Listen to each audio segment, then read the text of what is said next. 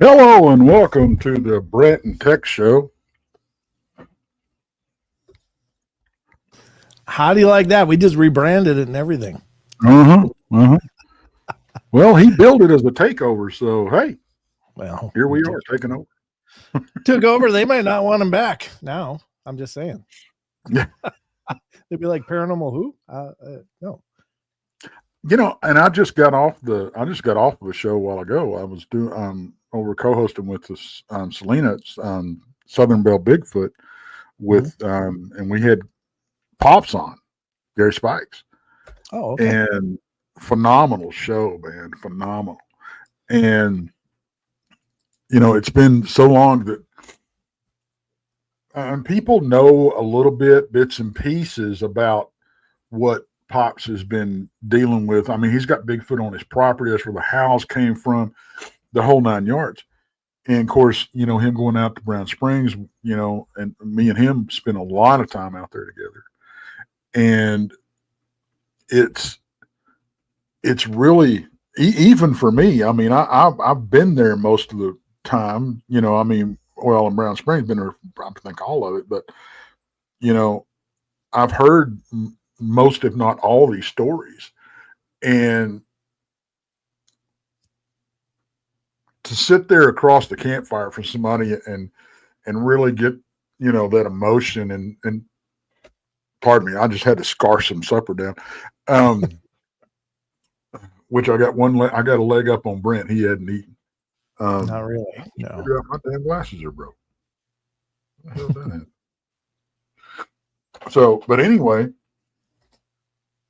was a great show, and she's trying to get her channel, you know, off the ground, and I'm doing my best to help her. I hope I'm doing more good than I am harm. But and you've even had a hand in it. You have helped me out with something. I'm sure you are. But oh, it's my pleasure. I kind of thought, am I lagging?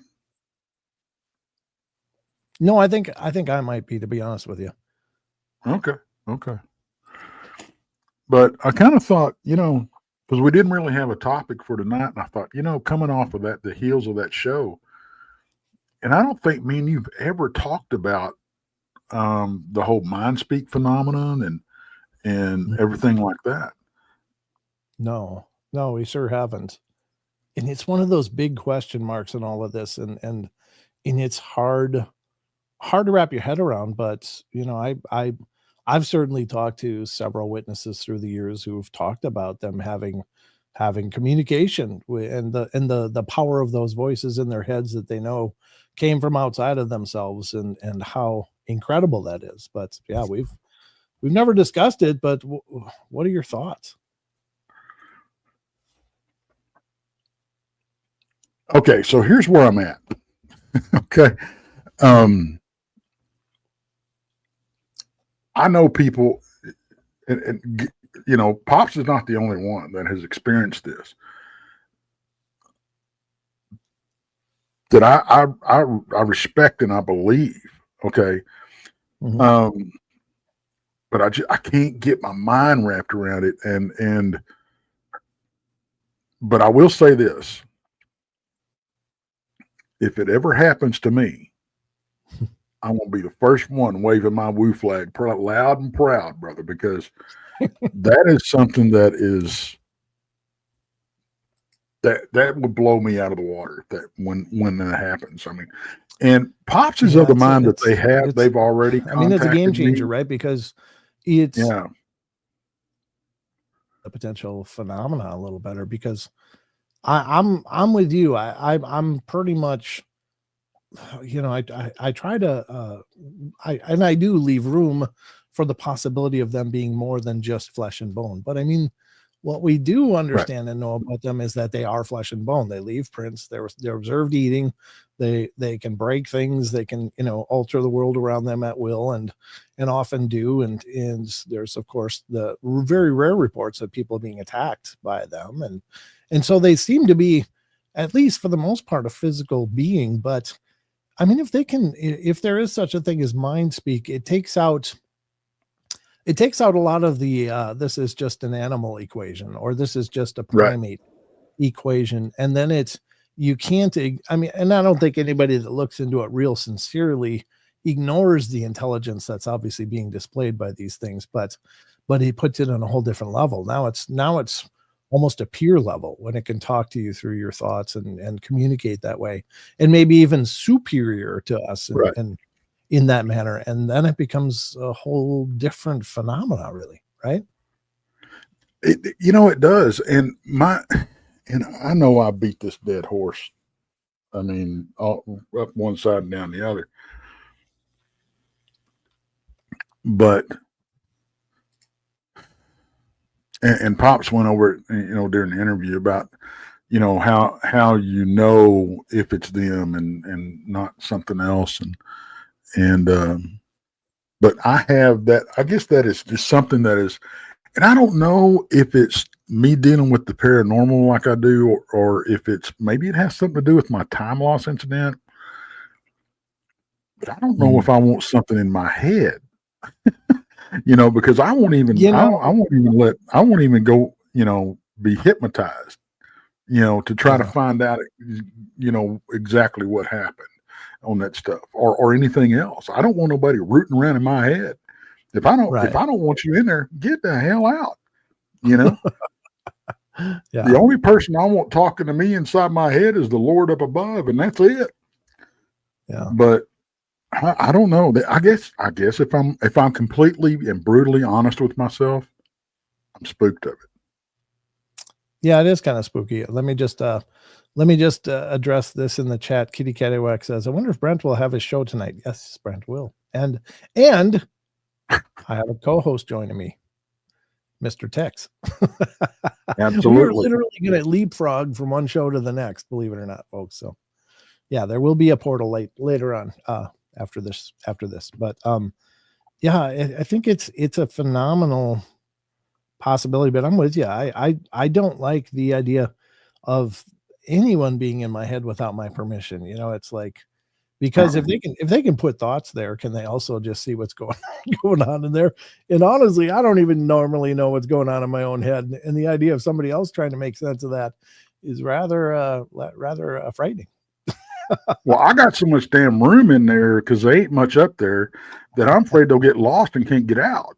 Yeah, it would be like the old mirror dimension, right? Like, oh, we'll never get out of here. Let's make a sandwich. Yeah, I don't know. It is freaky, but here's the other take of it, and this is what I try to think about too. I think the animal kingdom is very telepathic, and maybe it's more of an emotional thing. Like, an animal can look at another animal and know, and I think there's nonverbal cues in there too, like posturing and whatever. Certainly that's part of it, but I think, I've had several pets through my life, and I know, like, if I'm not feeling well, and I can be acting just as normal as I think I always do, but my animals always know, and then they're boom on me. Like my cat, I had an appendix out one time, and I just came home and was sleeping on the couch. But I had this black cat that was very aloof, and suddenly it would not leave me except to go use the litter pan and eat and drink. And it would just come, and it stayed on me until I got better. And I think that there is a form of telepathy, or at least a strong form of empathy with animals. Like they often say, if you got a bad dog, it's oftentimes mirroring the emotional state of the owner. And they react from that. And I think that in the wild, the animals react to that. Like some animals come up to some people, and some animals, the same animal won't go up to other people. Well, what is it about that person? Well, they maybe can read something, reading the energy or something of it. And that isn't a big leap away from the idea of, projecting thoughts and receiving thoughts. Right. It's really in the same ballpark when you think about it. So if you can get on board with the idea that there are empathic people, that animals are empathic, then is it a big leap to say that they are also telepathic? I as a pet owner, I'm sorry to monopolize the conversation here, but I can't tell you how many times I've thought something and looked at my pet, and my pet reacts to it. Like Like my dog will just be sitting there and I think, I wonder if she needs to go outside. And then boom, her ears perk up and she's moving towards the door. It's like, well, how the hell did she know that? You know? Right. But is that far removed from what could be telepathy? I don't think so. I think we're all interconnected on an energetic level. We just aren't cognizant of that. Well, okay. And I never thought about it that way. But you're right. I mean, being a dog owner and even a horse, I think horses and dogs, as far as domesticated animals, I think they're best at that. I'm not much of a cat person. Well, they just don't care what the hell you think. Yeah, I think they're just evil and trying to take over the world. But but they made Pinky and the Brain about rats, and it should have been about cats. I'm just saying. Because I know damn good and well that every cat I see is thinking that exact same thing. How are we going to take over the world? But on a serious note, I never really thought about it the way you just presented it. And it makes sense if you look at it that way. It's not much of a jump, because I've experienced the same thing. I mean, Timmy fell down the well, Leslie, go get help, type thing. Yeah. But if you think about language, I mean, what is language? Language is us interpreting emotion or messaging, and on the root of it, it's just energy. It's emotional, right. or there's like a fundamental form that we shape words around. Like, it's our way of conveying thoughts. Well, if you remove that, maybe then when we receive things like mindspeak, we're interpreting what they're sending. Like, they don't actually like, oh, hey, I like that shirt, like, I don't think Bigfoot probably knows the word shirt, but I think we interpret it through our own vocabulary centers, and then it becomes a language. I don't know. I'm just throwing ideas out there. Now, here I am several weeks or months ago, whatever it was. I'm in the shower and I hear a voice over the shower. Yeah. Ask me how you doing. And thank God it was a female. But, and I'm okay with that for some reason, but something, talking in my head, no. That is a personal thing. I mean, I don't know. Maybe that's just the line, the hill I'm going to die on. No, I don't want nothing in my head. You can talk to me all you want, but just stay out of my head. But as far as being an their animals are absolutely empathic. Mm-hmm. We use them as service animals for a reason. Right. And because they can sense your mood, they know when you need to, they know when you need a hug, I mean, that's basically what it boils down to. And Barbara says, Tex, I've heard my name being called a few times throughout life, but no one is around. That was me.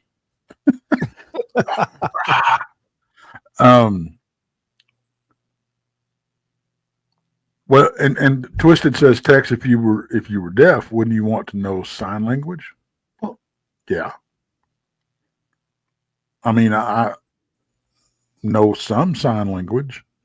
I had a crush on a deaf girl for a while, so I had to tell her, but I don't know. I guess it spooks me. I mean, if I'm completely honest, I guess that's it. Maybe that's me not allowing them to do that. Oh, you are kind of lagging though. Now you dropped out, at least for me. Hmm.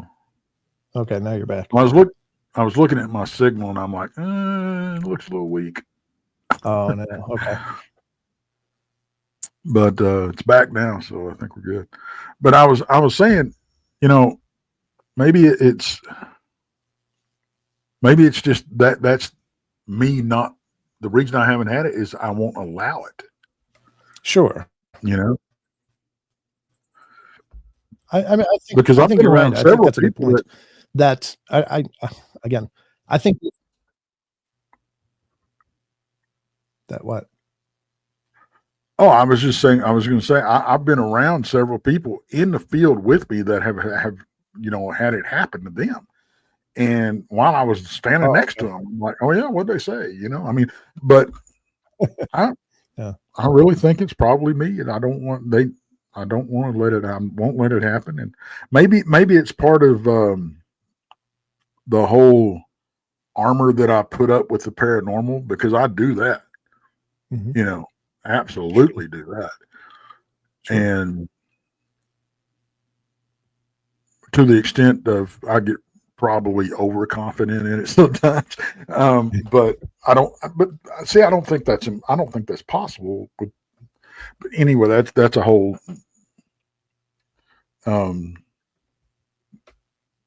spiritual conversation. Right. No, but I think that's also an important part, because I don't like the idea of somebody just be able to project themselves into my head. And I would like to think that, yeah, we can facilitate whether or not that happens. Like, we can choose whether we're receptive to that or not. And I like that version of it a lot better anyway, just because I don't want people in my head. I don't want things in my head unless I invited them in, and I ain't inviting nobody in. That's my, like I said, they ain't but one man that's going to be invited in my head, and that's it. Yeah. Being, however, whatever you want to call the man upstairs. That's the only one I'm talking to. Sure. So, yeah. No, I think there's a lot. You know what? I say that. Well, but you know what? I say that, and hell, I've done EVP sessions. Sure, but you're asking a piece of equipment to facilitate that communication, not you. Yeah.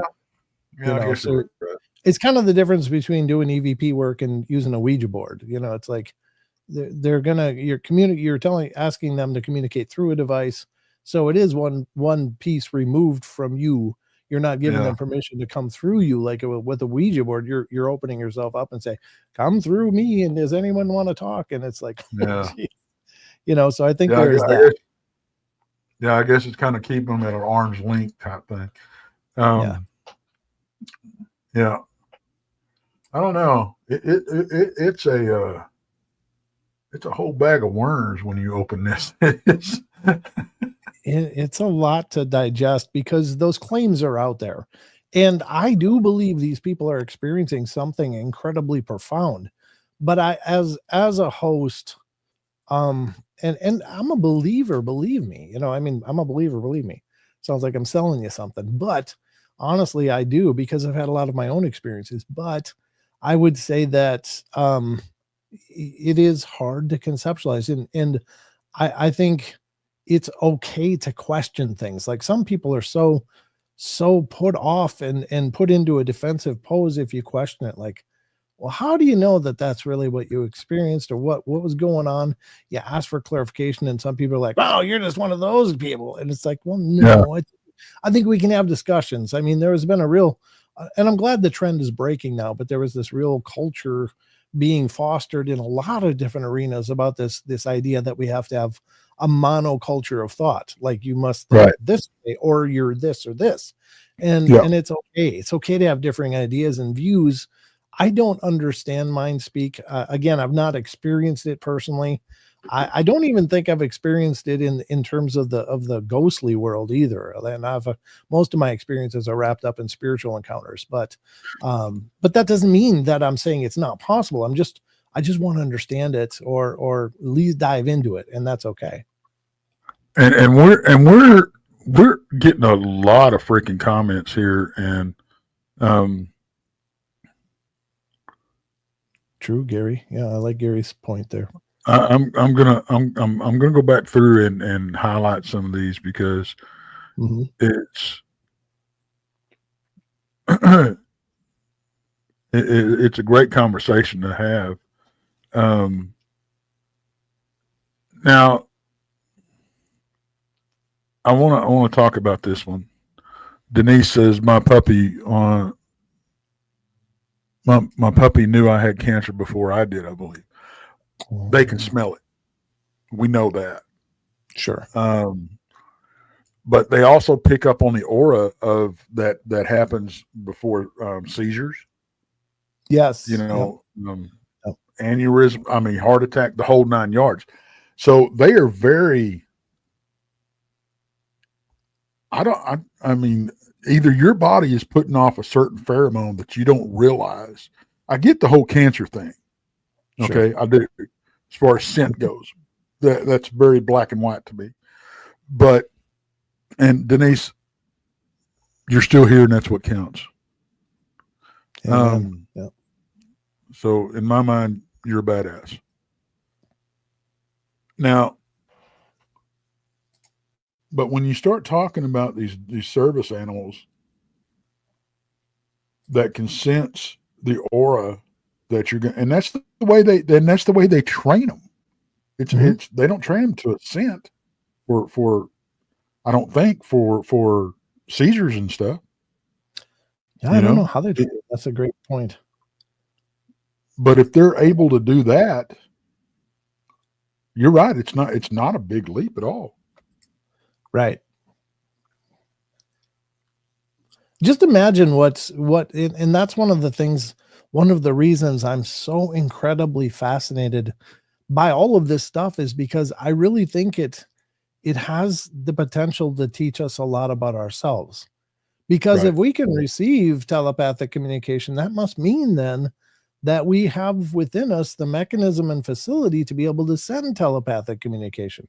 And I think there's plenty of evidence out there to suggest that parents can sometimes receive some form of telepathy from a child that's in distress.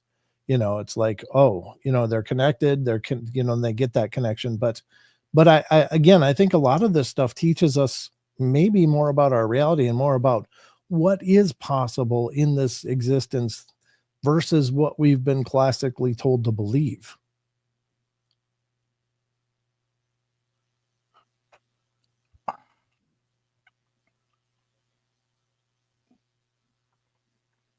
And I think that's a big part of it. I think that it's like we talk about when we're not, as we grow older, we kind of lose that ability to see things that we did when we were kids. And we keep that barrier wall up. And I think you're talking about pretty much the same thing. Sure. But I think it has everything to do with what is actually possible. I mean, even for instance, and I'm kind of spiderwebbing here, so forgive me, everybody, but if you consider that these spiritual entities, these things that don't have a physical body in the traditional sense, but can still manipulate objects around them, does that then show us that, hey, things like psychokinesis and telekinesis are absolutely possible because they're being demonstrated by these other energies that are, because we are energy at the source of us, but we're in these meat suits and we feel like we're very independent and separated from everything. But I think that, by virtue of us being fundamentally energy, we're connected to everything around us. We just don't understand the lengths at which that could mean, So I don't know. I mean, it's an incredible array of possibility, but again, I think this stuff demonstrates that, look, you guys have an understanding of reality, but there's so much you're missing. And maybe that's one of the reasons we experience this stuff is where these are like universal wake-up calls, like, hey, there's more, Yeah. Well, and I mean, we've been talking about we've been talking about the whole MK Ultra stuff and, You know, I mean, that goes into the remote viewing stuff, that goes into,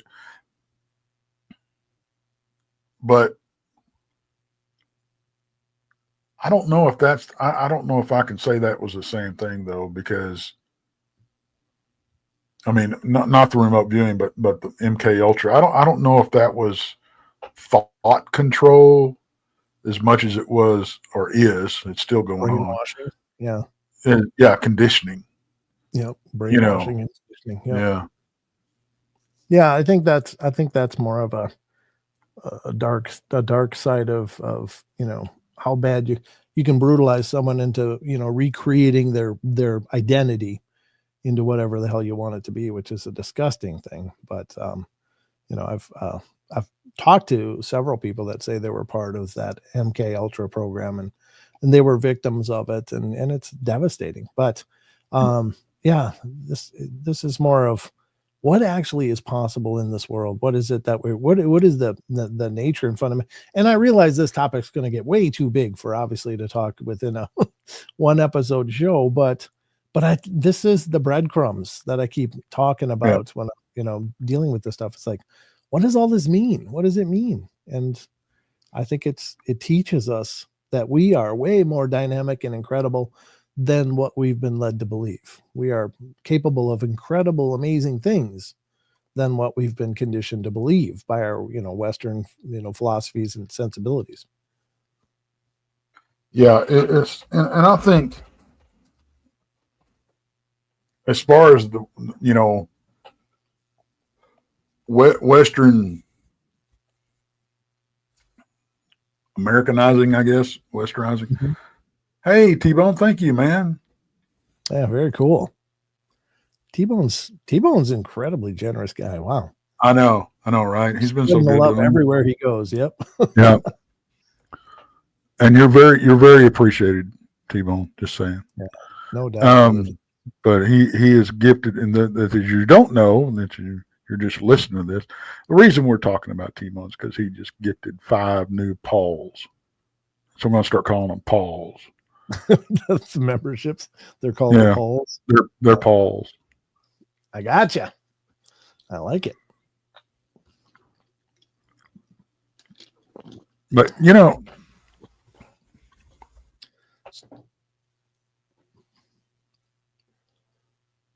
so what do you think this means, though? Let's say they are able to mind speak, and certainly, again, many people have experienced it.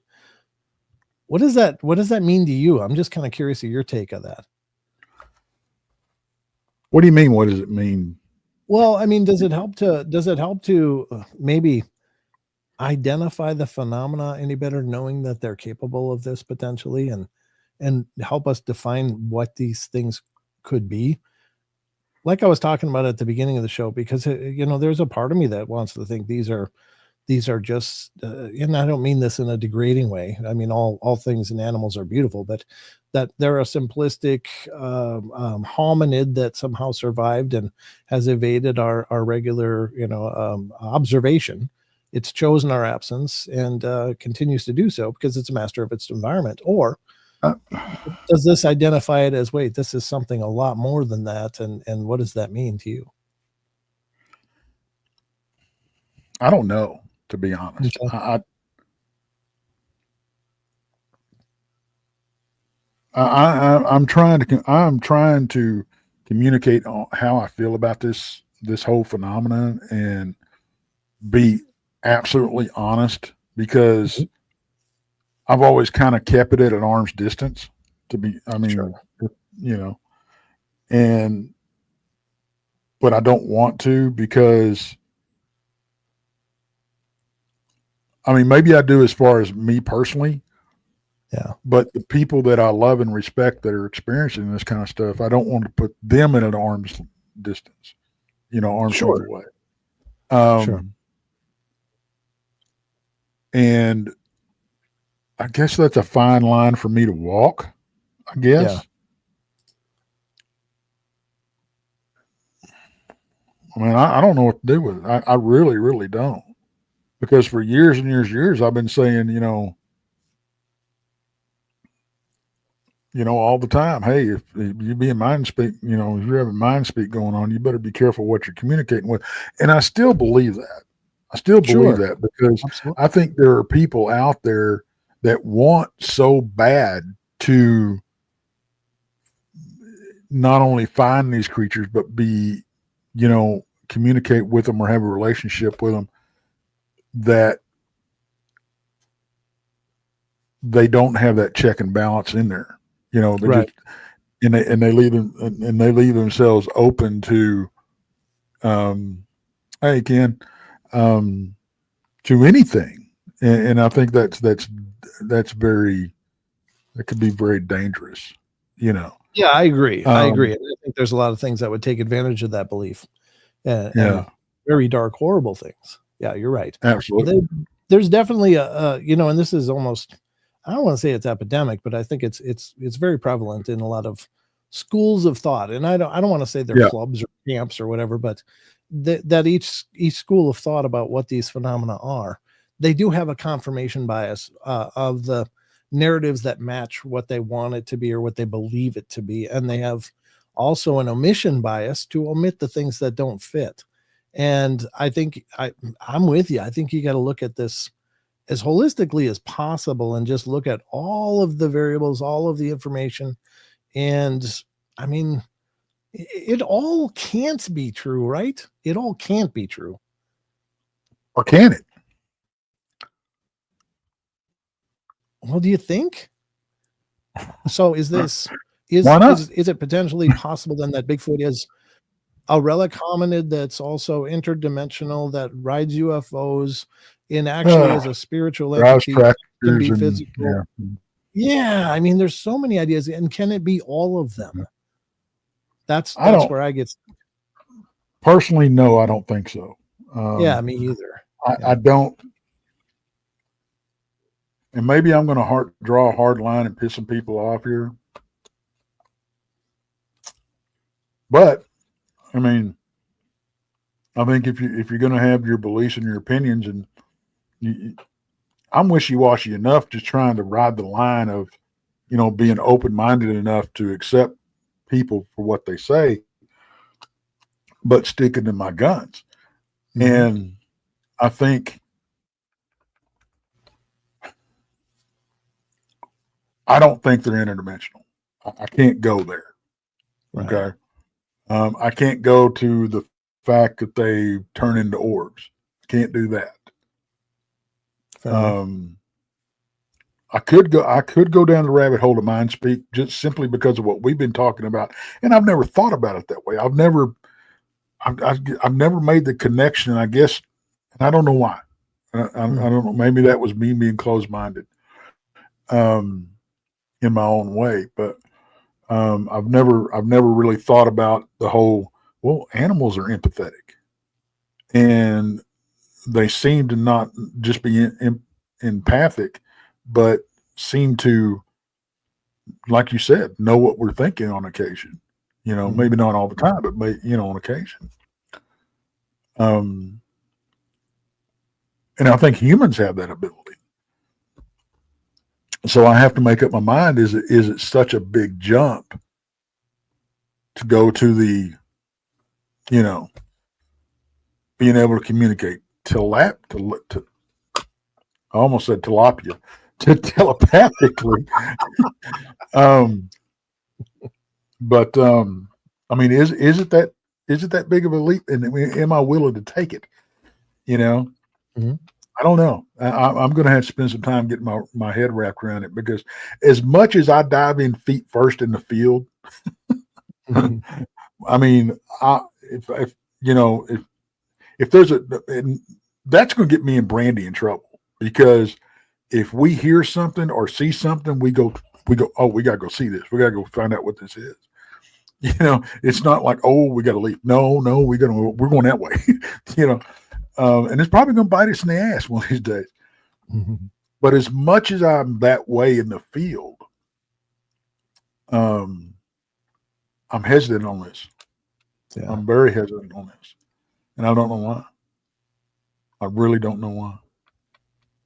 Well, I think honestly, anytime we enter into these fields, we all come into it with our own paradigms. We have Yeah. these belief systems, this structure of observing life, and some of them are beneficial and maybe some of them aren't. I don't know, but we all have them, and you're going to bump into things that are going to challenge your paradigm. Mhm. And I had when I first started doing shows, I was like, oh, I know about this stuff for sure. I could do a show about this. And then I dove into the rabbit hole. I'm like, oh my God, I had no idea all this stuff was going on. Once you start really Right. diving into it, and you're presented with these encounters and these moments people have experienced, and it's incumbent upon us as hosts to try to wrap our heads around it too, and to come Yeah. to a place where we can discuss it. And it's a tough place to be sometimes. Just so I'm with you. I mean, I don't, I have my own biases too, and my own beliefs, and yet I don't claim to know what the hell's going on with any of this stuff either. So that's Well, and the see, and that's another thing, because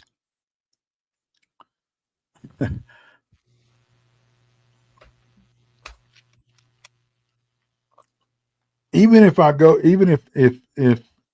because I have to believe it's possible if I'm giving people benefit of the doubt. Okay, Mhm. if I'm not doubting what they say and they're experiencing something, I'm at the bridge. I just haven't crossed it yet. Yeah. But I don't know. I don't. I don't. But I'm not going to sit here and pretend at all that I Oh, know we lost him this. again. I know I think he's that. having technical issues, but he's back now. Good. Oh, did I? You did for Did I me. blink out?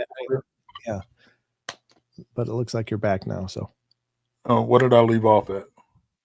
a pause. You had paused, and then you were kind of Okay, frozen. good. One of my infamous pauses.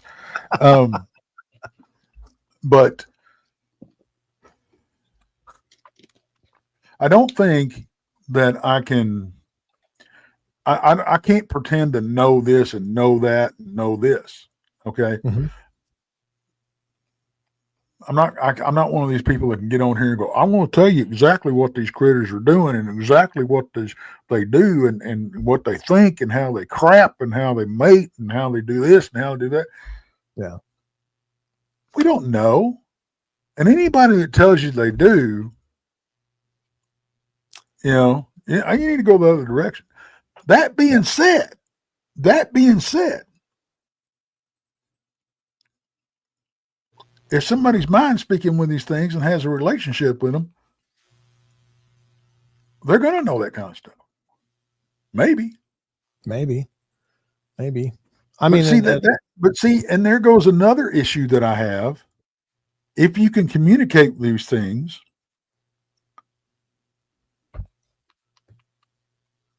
why don't they why won't they let you take a picture of why? yeah, You know? yeah, yeah. I don't get it. I'll tell you. I interviewed a gentleman from Russia, right here in the studio, as a matter of fact, named Igor Burtsev, and Igor is a well-known name in the Bigfoot field, and a wonderful guy. But I really had a lot of challenges with what he was saying, and he had some images that he claimed are legitimate, and I still have them. I haven't published the Right. episode yet because I'm trying to slowly work through the audio of the thing. This is actually 2 years ago, but it's been on a back burner forever. But he has images that were taken, and they're pretty clear. But and I'm not going to cast any aspersions at the guy. I don't know him other than when he came here and I talked to him. Very Right. nice man, very intelligent and knowledgeable man. But he made some claims that I was like, what do I do with this? What do I do with that? And it Well, really put me in a conundrum, just because it was such a different take. And yet I can't claim to be the arbiter of truth. Like, oh, right, well, the right. paranormal portal guy thinks he can decide what's true and what's not. Well, I don't pretend to know that. I just know that I have to operate within within as much of my own paradigm as I can, because this is my platform. And some of it's hard. Some of it's hard to put out there, you know? Well, see, now, Gary, I get what you're saying. Because I don't even try out of respect for them. For them, the pics are out there, right? Okay, Yeah. but Yes. if you You're have right. this mutual respect with them going back and forth, and if it's mutual, I'm just saying, if it's mutual, and they know that them communicating with you and you believing in them and that kind of thing is is causing you to be ridiculed. Okay, I don't want my friends ridiculed. Right.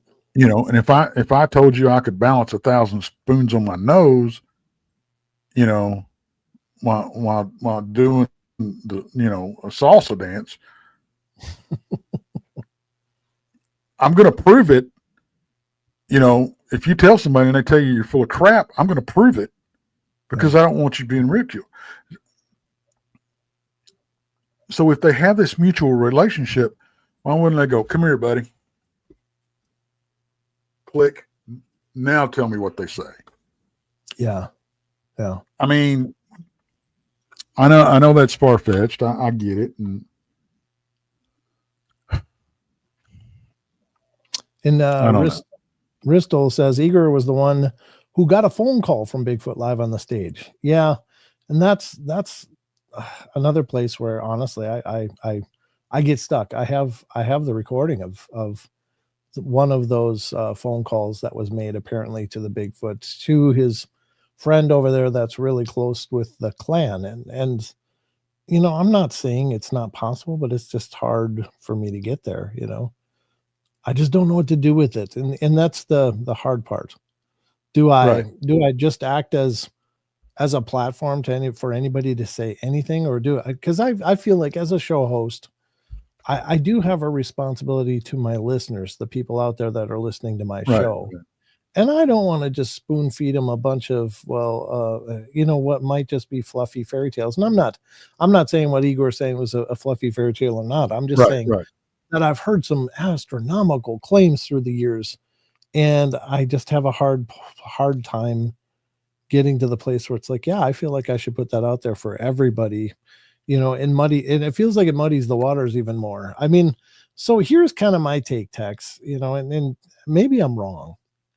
And maybe this is a ridiculous position to have, but sometimes I think maybe just for now, we should just deal with what we can at least corroborate through other, whole bodies of reports that they are physical, that they are elusive, that they are curious, that they break stuff, that they throw things, that they make these incredible sounds that stun and cripple people, like not permanently, but they're absolutely stunned, and that they're out there. So maybe that's like right now, maybe let's get a consensus on that.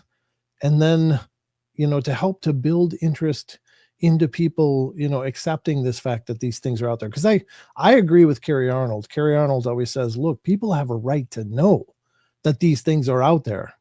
And I never really thought about it until he said that. And I was like, yeah, you know what? You're right. Because if I'm loading my family up into the, into the camper and I'm heading out to, some wild, uncharted place, and I'm setting up, I mean, my family and I have the right to know that, look, yeah, you're out there, but there might be these 10-foot tall hominids that really don't like people a whole bunch, and they might not want you to be there. I mean, you have a right to know. And I think that's, I don't know, maybe it's a stupid idea, but it's the more ideas that get thrown at this, the more hard it is to build widespread acceptance of the fact that these things could be out there. Because for the skeptical people, they're going to not only hear, look, there's a big 10-foot tall hominid, but they're going to hear, and they mind speak, and they turn into orbs, and they ride UFOs, and they do all these things. It's gonna be like, okay, that's enough, and it's not going to bring us to a place of more robust public acceptance so we can dig into it and find out more about what they are. Have more people looking into the phenomenon, maybe even maybe some research efforts. Well, Dr. Jekyll says I emailed Tex today telling him about my first close encounter, the first time that I involved with an orb. Uh-huh. Yes, you did. And I guess that answers my question that I emailed back to you. So I asked him, I emailed him back, and I asked him if he minded if I shared the encounter, and if he wanted to stay anonymous, that was fine. Yeah. Put that cat's out of the bag. Meow. So, do you think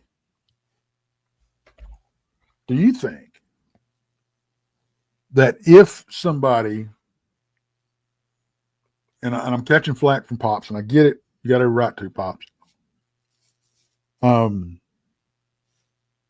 But you know me, I question a bunch of crazy stuff. Sure.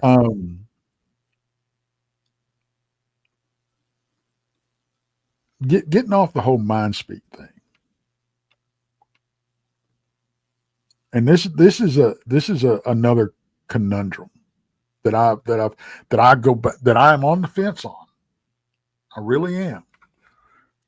And that's disclosure. Do we need it or do we not? Should it be done or should it not be done? I guess is a better question. Are you asking me? No, I'm asking the other guy on the show. Oh, okay. Well, who the hell's that? Are you mind speaking with someone else? Yeah. Okay, so here's my take on it. I'm really torn on this whole idea because that's where everybody's going to go. Man, Tex was a dick last night. No, I'm not. What do you mean last night? Oh, that ain't okay, so here's my take on this, and maybe I'm way off, but I think whatever these things are, they're incredible, they're amazing, they're out there, and they've chosen our absence and have subsisted without our participation, not with it. And what really concerns me is that already our expansion, into the wild places of even just North America, just for instance, North America, we are, pushing our boundaries out further. Everybody wants a house with a view in the hills of a wild place to wake up and have their coffee and look at the sunrise over, a forest or in a valley or whatever. But I think that, we're already displacing these wonderful beings to an extraordinary degree. And that's notwithstanding the amount of people that are going out and looking and trying to find evidence, which I think is wonderful, because I think we do need some kind of answers. But the part that worries me. So yes, disclosure would be good for the fact that, look, it shows that we're not all just a bunch of, raving lunatics, that there really is some official position on this where something's out there. I think that would be good. And I think that's what we've seen recently with UFO stuff, just with the different leaks that have come out that, look, okay, even the government's saying they don't know what these things are. That's good enough for me. I don't need them to say, well, this is everything we know. That's not as important, but just an acknowledgement. Now, the opposite side of that is this, and this is what concerns me more than anything, is that we don't know how many are out there. We don't know what shape they're in, if they have real robust breeding populations, or if they're just hanging on by a thread. At this point, we just don't know. And if it was officially acknowledged, yeah, look, there's big 10-foot tall hairy hominids running into the national forests and all over the place. But you guys have a right to know. Well, then everybody knows. And the next thing that could happen is that everybody and their brother is going to be getting into the family truckster and heading out to a park to try to see one, because it's going to become, oh, well, they're out there. They said they're out there. Let's go see if we can see one. And then that's going to put an incredible amount of stress on what might already be an incredibly fragile population and push them even further to a brink of maybe extinction. And that would break my heart. That would be just such a tragedy, that through our desire to understand and learn and potentially even love of these things, that we end up destroying what we love. Right. So Right. Well, those are my two takes. And that's the fly in the buttermilk. Yeah. You know, I mean,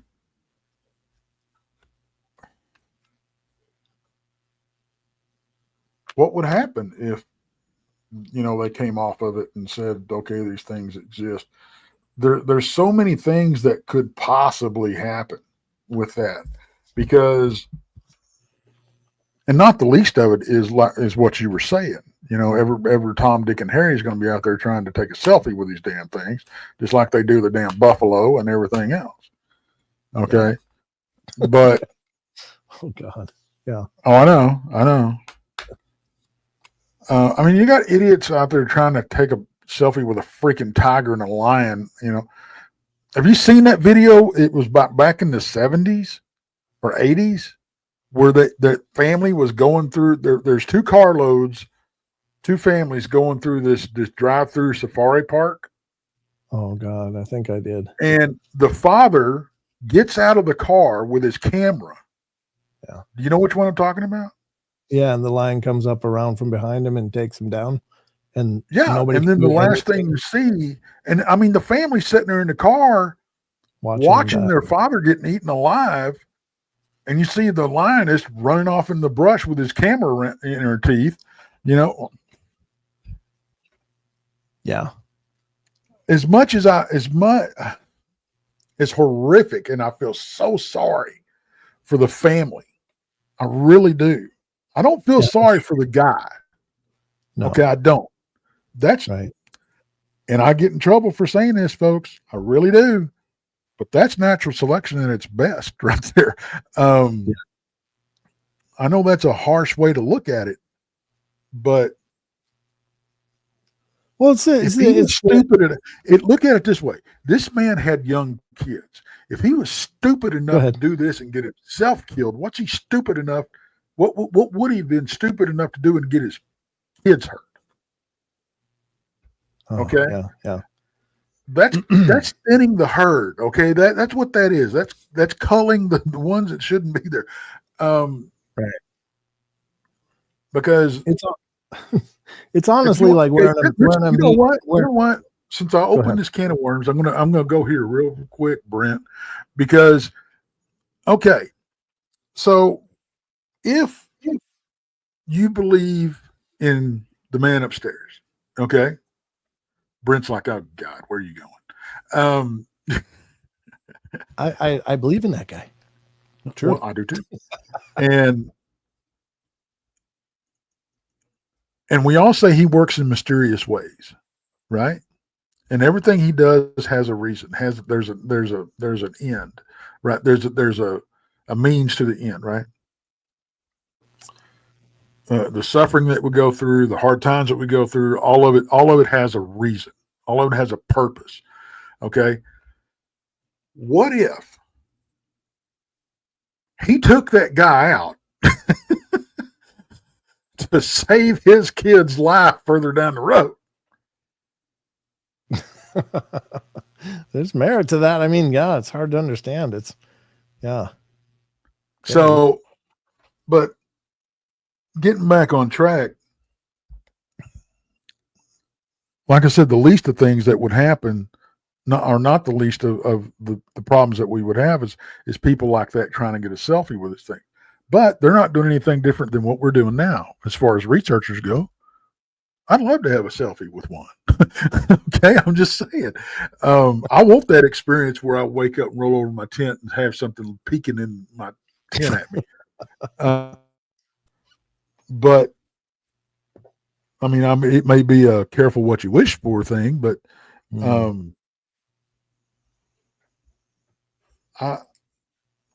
mean, how much when you start thinking about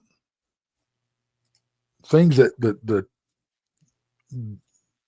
places that would be shut down, how the timber industry would be affected, that type of thing.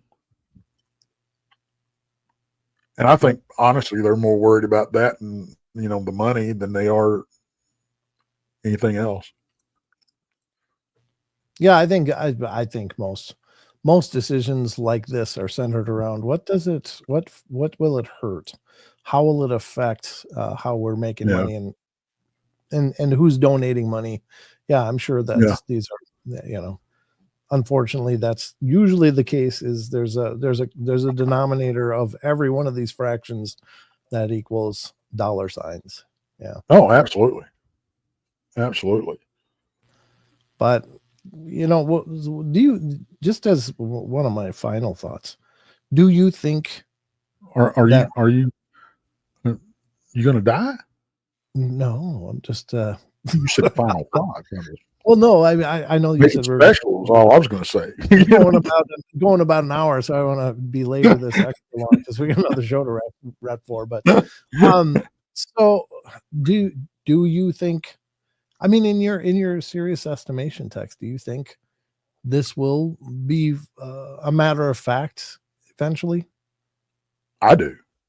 Okay. And I can't explain why, but I've been saying this for years. I think disclosure, to a certain extent, I think it's going to be along the same lines, that the same level of disclosure that we have with the UFO phenomenon, but I think it's going to happen in my lifetime. Sure. And I don't know why I think that, but I don't know why. I don't think me saying it. I think it is not the right term.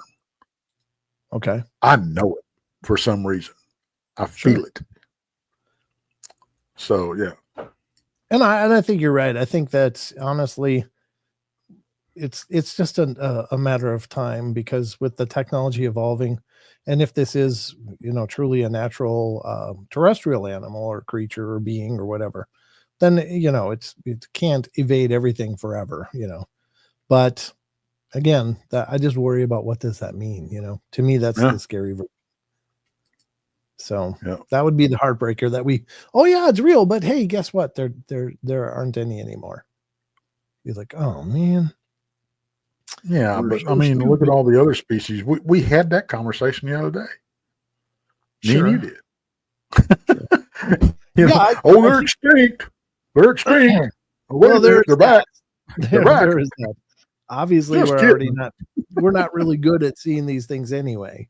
But yeah, I think that's it's a concern. But I don't know. I think people have a right to know, though.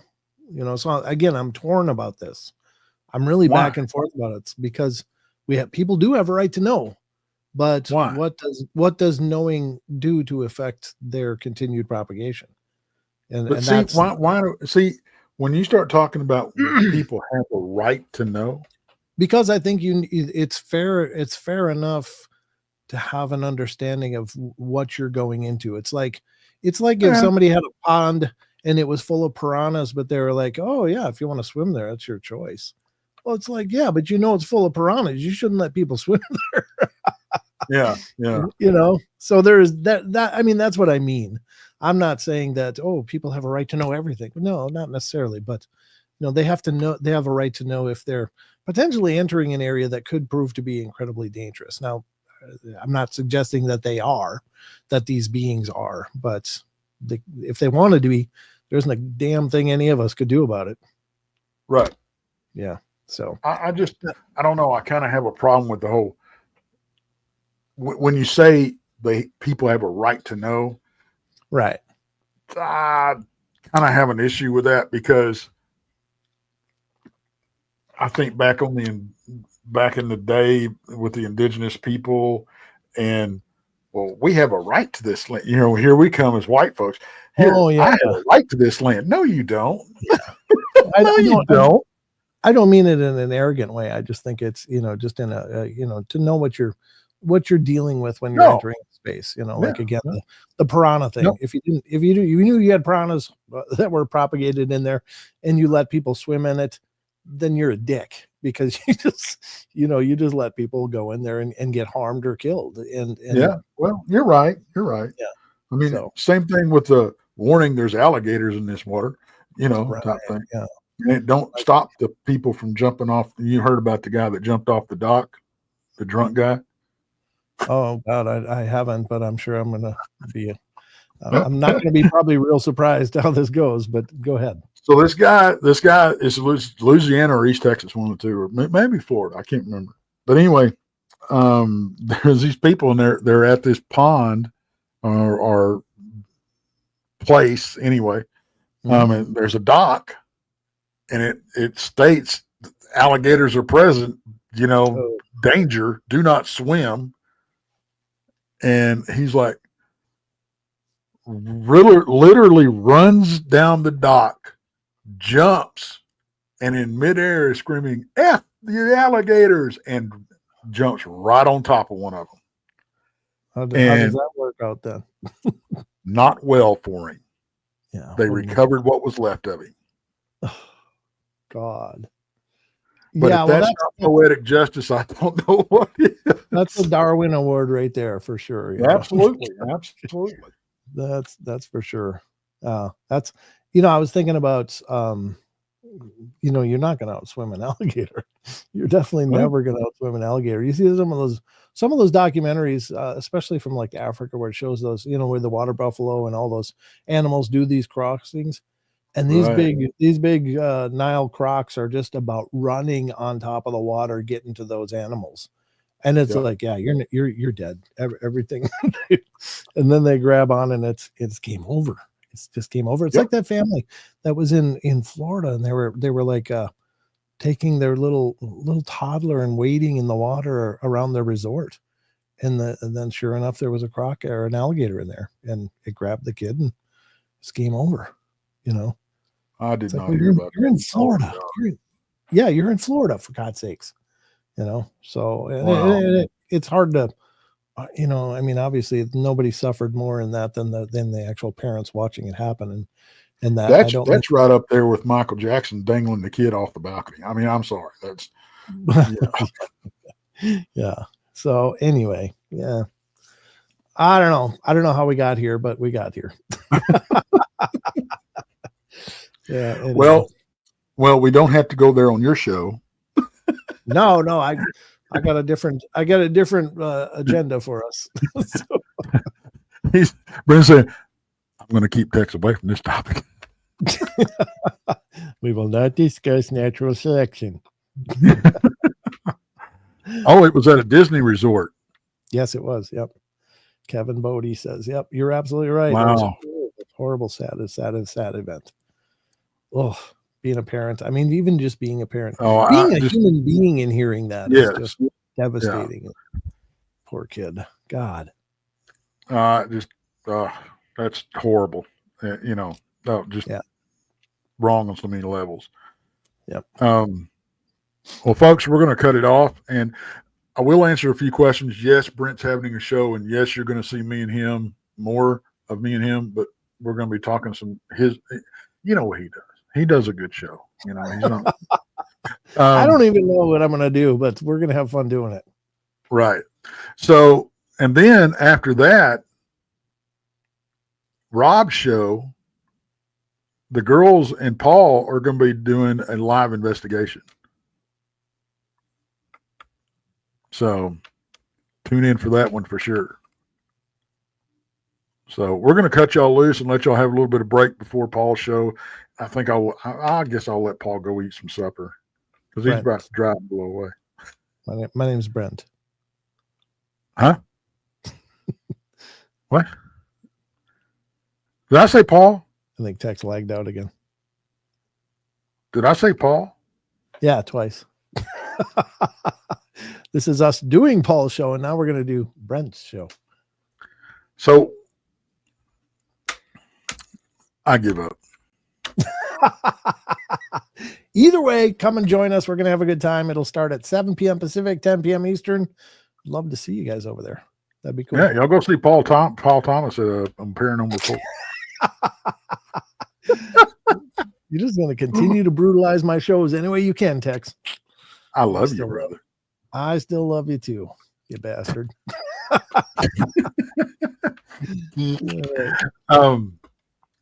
But yeah, y'all come see us over on Brent's show, Paranormal Portal. So I'm trying, Brent. You did it. Paranormal Portal. Actually did it. Okay. Thank you. We'll see y'all in about an hour, and y'all Yeah. take care. Stay safe out there. We miss you. Bye. Oh, I guess I better play the damn. He's got an extra that I guess I better play. Where's it at? Open, open, open, close.